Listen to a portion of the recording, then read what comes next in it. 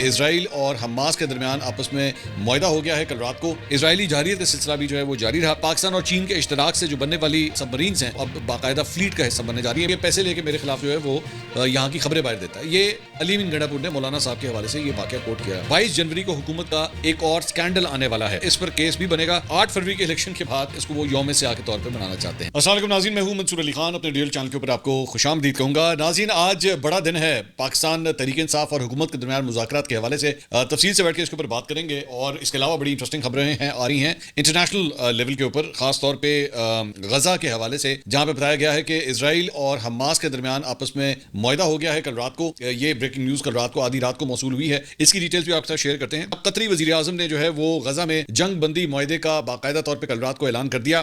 قطری وزیر اعظم محمد بن عبد الرحمان بن جاسم الثانی نے کہا کہ جنگ بندی معاہدہ کروانے کے لیے قطر, مصر اور امریکہ کی کوششیں جو ہیں وہ کامیاب ہو گئی ہیں اور جنگ بندی کا اطلاق جو ہے وہ 19 جنوری سے سٹارٹ ہو جائے گا. حماس اور اسرائیل کے ساتھ جنگ بندی کے مراحل پر عمل درآمد کے حوالے سے کام جو ہے وہ جاری ہے. غیر ملکی خبررساں ایجنسی نے دعویٰ کیا ہے کہ فلسطینی مزاحمتی تنظیم حماس اور اسرائیل کے درمیان یہ جو معاہدہ ہوا ہے اس کی ڈیٹیلز کے مطابق حماس کے رہنما خلیل الحیہ کی سربراہی میں وفد نے قطر اور مصر کے ثالثوں کو جنگ بندی معاہدے پر اپنی رضامندی سے آگاہ کیا. اور دوسری جانب اسرائیلی میڈیا نے کہا کہ جی قطری وزیر اعظم جو ہے اس سلسلے میں باقاعدہ پریس کانفرنس کریں گے. اور اسرائیلی میڈیا کے مطابق اسرائیلی وزیر اعظم دوحہ میں موجود مذاکراتی ٹیم کے ساتھ مسلسل رابطے میں ہے, جبکہ اسرائیلی فوج نے جنوبی غزہ کی فلاڈیلفی راہداری سے انخلا شروع کر دیا ہے. ادھر مصری حکومت نے رفح سرحدی گزرگاہ کے پاس طبی مرکز قائم کر دیا ہے اور عملہ اور ایمبولینسز وہاں پہ پہنچا دی گئی ہیں. اچھا, اس کے جو نکات ہیں ذرا وہ آپ سے ڈسکس کر لیتے ہیں. بیسکلی رائٹرز نے کہا ہے کہ جی اسرائیل اور حماس کے اس معاہدے میں 6 ہفتوں کی ابتدائی جنگ بندی کا خاکہ جو ہے وہ پیش کیا گیا ہے. اس کے تحت وسطی غزہ سے اسرائیلی فوج کا بتدریج انخلا اور شمالی غزہ میں بے گھر فلسطینیوں کی واپسی جو ہے وہ شامل ہے. معاہدے کے تحت غزہ میں ہر روز انسانی امداد کے 600 ٹرکس کی اجازت دے دی جائے گی. ان میں سے 50 ایندھن لے کر جائیں گے اور 300 ٹرک شمال کے لیے مختص کیے جائیں گے. معاہدے کے تحت حماس تمام خواتین, فوجی اور عام شہری, بچوں اور 50 سال سے زائد عمر کے 33 اسرائیلی یرغمالیوں کو رہا کرے گی. حماس 6 ہفتوں کے دوران یرغمالیوں کو رہا کرے گی. اس دوران ہر ہفتے 3 یرغمالی رہا کیے جائیں گے اور بچ جانے والے یرغمالی اس مدت کے اختتام سے پہلے چھوڑ دیے جائیں گے. اسرائیل پر یرغمالی شہری کے بدلے 30 فلسطینی قیدیوں کو رہا کیا جائے گا اور ہر اسرائیلی خاتون فوجی کی رہائی کے بدلے 50 فلسطینی قیدیوں کو رہا کیا جائے گا. اور تمام زندہ یرغمالیوں کو پہلے رہا کیا جائے گا اور اس کے بعد مردہ یرغمالیوں کی باقیات حوالے کر دی جائیں گی. معاہدے پر عمل درآمد کی ضمانت قطر, مصر اور امریکہ نے دی ہے. معاہدے کے دوسرے مرحلے پر مذاکرات کا آغاز پہلے مرحلے کے 16ویں دن سے شروع ہوگا. دوسرے مرحلے میں تمام باقی یرغمالیوں کی رہائی, مستقل جنگ بندی اور اسرائیلی فوجیوں کے مکمل انخلاء کا معاملہ جو ہے وہ شامل کیے جانے کی امید ہے. تو بڑی دیر کے بعد اس علاقے سے, غزہ کے علاقے سے جو ہے وہ فلسطینیوں کے حوالے سے میرے خیال میں ایک بڑی خبر ہے. یہ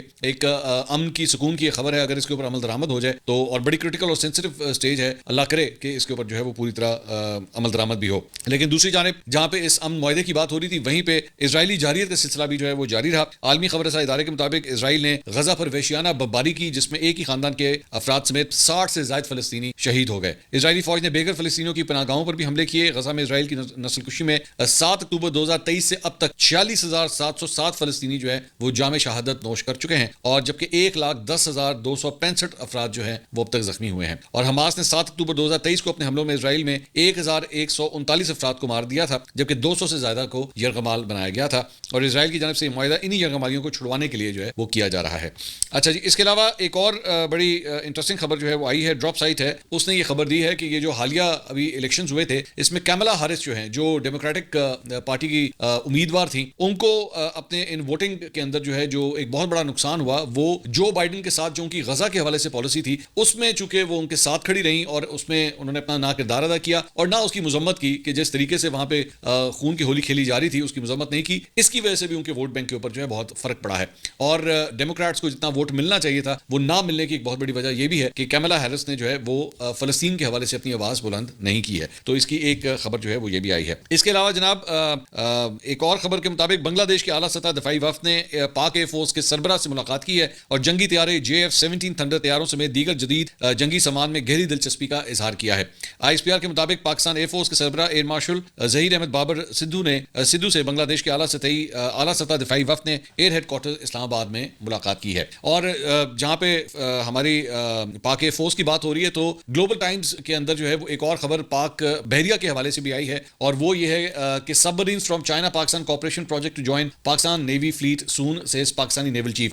پاکستان کے جو نیول چیف ہیں انہوں نے یہ کہا ہے کہ پاکستان اور چین کے اشتراک سے جو بننے والی سب مرینز ہیں ان میں سے جو کئی سب مرینز جو ہیں وہ اب باقاعدہ فلیٹ کا حصہ بننے جا رہی ہیں. یہ بہت بڑی خوشخبری ہے.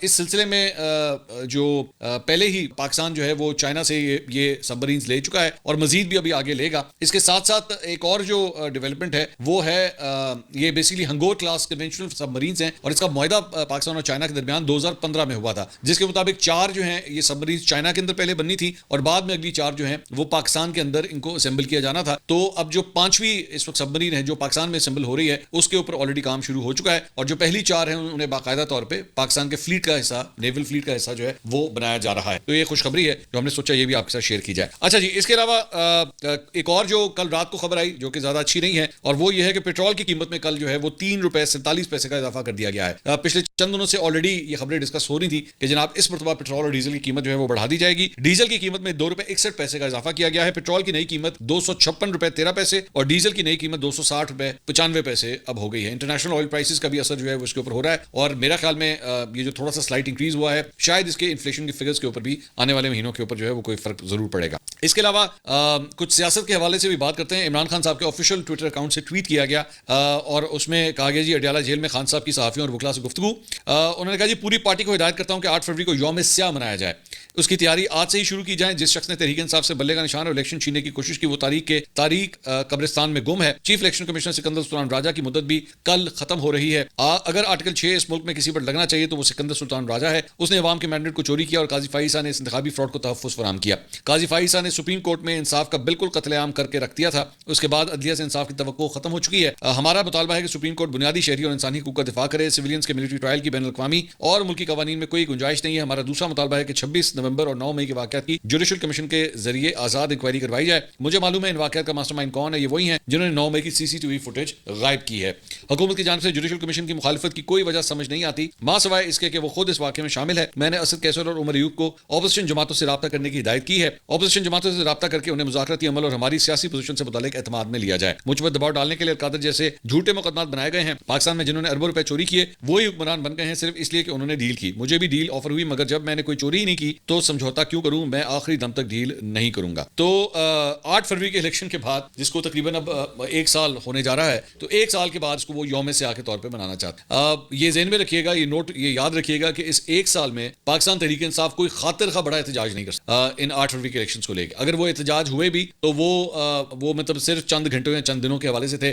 بار بار احتجاج کرنے سے پہلے یہ کہا گیا کہ جناب ہم دھرنا دیں گے اور ہم بیٹھ جائیں گے اور اس مرتبہ ہم اٹھیں گے نہیں اور ہم جنازے ہمارے اٹھائے جائیں, ہم سر پہ کفن باندھ کے جا رہے ہیں. کچھ ایسا نہیں. میں ہر دفعہ آپ کو یہ بتاتا رہا کہ جناب یہ صرف اور صرف سیاسی رنگ بازی ہے اور کچھ نہیں ہے, اور ویسا ہی ہوا. اور اب الٹیمیٹلی کہانی جو ہے وہ ٹیبل کے اوپر بیٹھ کے آج مطلب تیسری نشست ہونے جا رہی ہے, اور اس میں بھی معاملہ وہی ہے کہ جناب جوڈیشل کمیشن بنائیں, اور جوڈیشل کمیشن بنائیں گے تو پھر ہم آگے چلیں گے اور سیاسی قیدیوں کو جو ہے رہا کیا جائے. جوڈیشل کمیشن بنانا ویسے ہی ایک بڑا ڈیفیکلٹ کام ہے. ایک تو اس کی ریزن یہ ہے کہ 9 مئی کے حوالے سے پہلے ہی جو ہے وہ سزائیں اناؤنس ہو چکی ہیں, ایک بات. اور دوسری بات یہ کہ یہ معاملہ بیسکلی اسٹیبلشمنٹ سے ریلیٹڈ. کیا اسٹیبلشمنٹ اس بات کے لیے راضی ہوگی کہ جی 9 مئی کے حوالے سے اور 26 نومبر کے حوالے سے جو ہے وہ جوڈیشل کمیشن بنے. سو دلی دور است. باقی یہ جو باتیں کی گئی ہیں کہ جناب اگر آپ نے یہ نہ کیا تو اس کے بعد چوتھی نشست نہیں ہوگی اور ہم دوبارہ جو ہے وہ نہیں بیٹھیں گے, یہ سارے الٹیمیٹمز ہوتے ہیں. جب آپ نے معاملات کو لے کے چلنا ہوتا ہے تو وہ چیزیں ریزالو ہو جاتی ہیں اگر آپ نے کرنا. دوسرا اسی معاملے کے حوالے سے ایک اور بھی خبر یہ سامنے آئی ہے کہ علی امین گنڈا پور صاحب نے کل ایک جو گفتگو کی تھی وسیم مدامی صاحب کے شو کے اندر, اس میں انہوں نے مولانا فضل الرحمان صاحب کو ٹارگٹ کیا تھا, اور مولانا فضل الرحمان صاحب کے حوالے سے ایک واقعہ انہوں نے کوٹ کیا تھا. مجھے نہیں پتا کس حد تک سچ ہے یا جھوٹ ہے. انہوں نے کہا کہ جب یہ ان کے والد صاحب مولانا صاحب کے حیات تھے اور وہ جب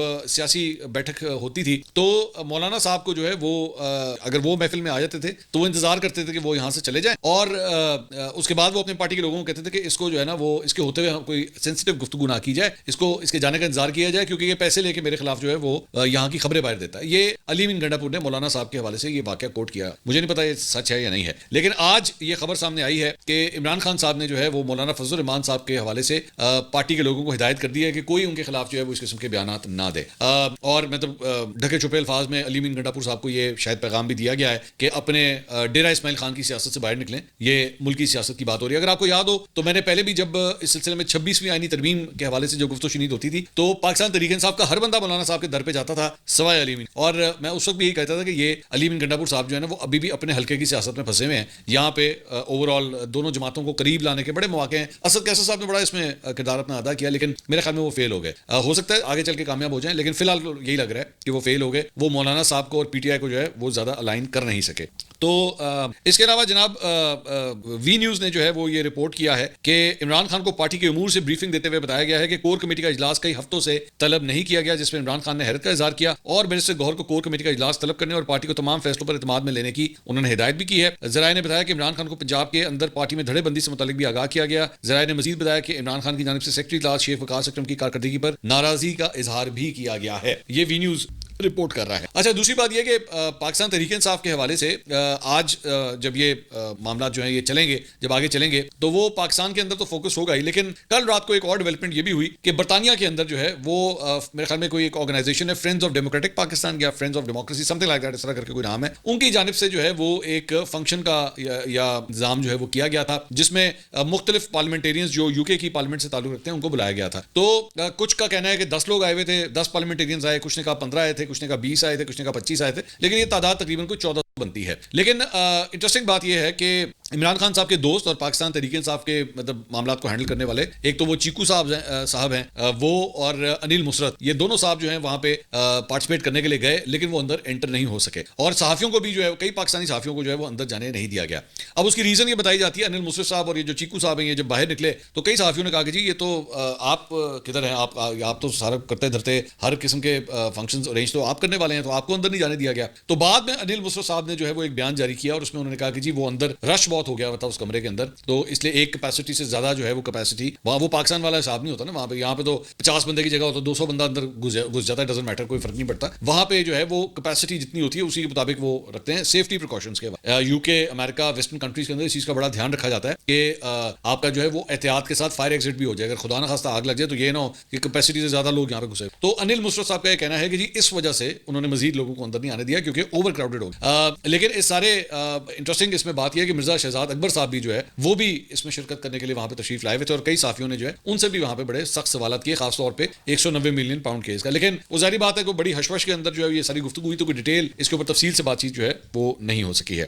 اچھا جی, اس کے علاوہ اور بھی کچھ خبریں جو ہیں وہ شامل کرتے ہیں اور وہ یہ ہے کہ جہاں پہ ابھی میں جے یو ایف اے کی بات کر رہا تھا وہیں پہ جنگ نے یہ رپورٹ کیا ہے کہ حکومت اور اپوزیشن پارٹی جمعیت علماء اسلام میں قربتیں اب بڑھنا شروع ہو گئی ہیں. خاص طور پہ اگر آپ کو یاد ہوگا وہ مدرسوں کے حوالے سے ان کی رجسٹریشن کے حوالے سے ایک کنڈا جو پھنسا ہوا تھا وہ الٹیمیٹلی پھر نکل گیا تھا, جس پہ پہلے آصف علی زرداری صاحب نے سائن کرنے سے انکار کر دیا تھا لیکن بعد میں ایشو جو ہے وہ ریزالو ہو گیا تھا.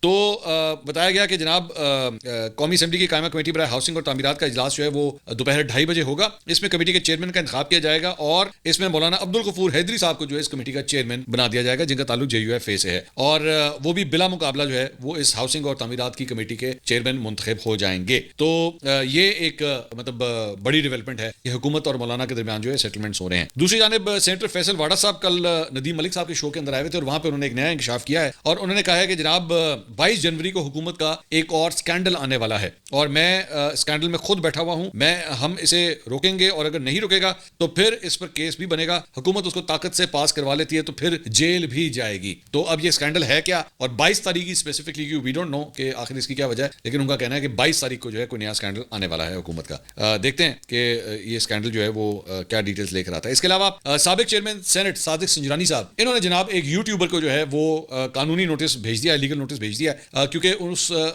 جو یوٹیوبر تھا اس نے یہ الزام لگایا تھا کہ صادق سنجرانی صاحب جو ہیں وہ امریکی شہریت یا تو حاصل کر رہے ہیں یا کرنا چاہتے ہیں, کچھ اس قسم کا الزام لگایا تھا. تو اس بنیاد کے اوپر جو ہے وہ انہوں نے لیگل نوٹس بھیجا ہے اور اس لیگل نوٹس میں جو ہے وہ اسے کہا گیا ہے اس یوٹیوبر کو کہ جی آپ اپنے اس الزام کی تردید 7 دن کے اندر اندر جو ہے وہ جاری کریں اور اگر ایسا نہ کیا تو پھر آپ کے خلاف جو ہے وہ قانونی چارہ جوئی ہوگی.